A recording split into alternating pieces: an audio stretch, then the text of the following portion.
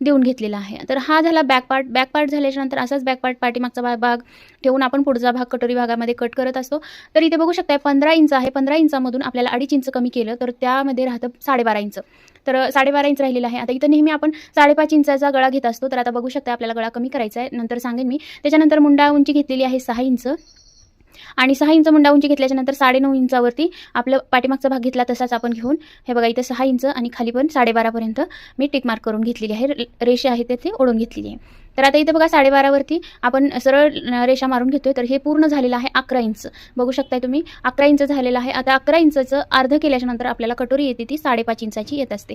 तर आपण जुन्या ब्लाऊजवरून मोजून सुद्धा घेऊ शकतो किंवा अशा प्रकारे सुद्धा घेऊ शकतो. त्यानंतर इथं मुंड्याची गोलाई 1.5 इंच. त्याच्यानंतर हे बघा इथं 1.5 इंचावरून 3 इंचावरती मी कटोरीचं पॉईंट काढलेला आहे.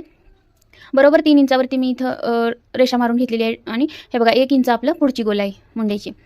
त्याच्यानंतर गळ्याचं बघा 2 इंचवरून आणि खाली 2.5 इंच घेतलेला आहे आपण आणि बॉक्स तयार करून आपण गळ्याचा जे आहे तर तो थोडासा आकार गोलाचा आकार देऊन घ्यायचा आहे. तर हे बघा अशा प्रकारे मी आयताकृती बॉक्स तयार करून घेतला. गोल असा आकार 1/2 इंचावरती अशा प्रकारे आपल्याला देऊन घ्यायचा आहे. तर हे वरती इथं कटोरीला मी 1 इंच वरती घेतलेला आहे आणि क्रॉस अशी आपण नेहमीप्रमाणे मोजून घेतला आणि गळा जो आहे तर तो आपल्याला 4.5 इंच करायचा होता. तर त्यामुळे मी गळ्याची जी आहे तर ती गोलाई देऊन घेतलेली आहे 4.5 इंचावरती आणि हे बघा कटोरीसुद्धा आपण घेतलेली आहे 5.5 इंचाची कटोरी आहे आणि कटोरीचा गोल असा आकार दिलेला आहे आपण.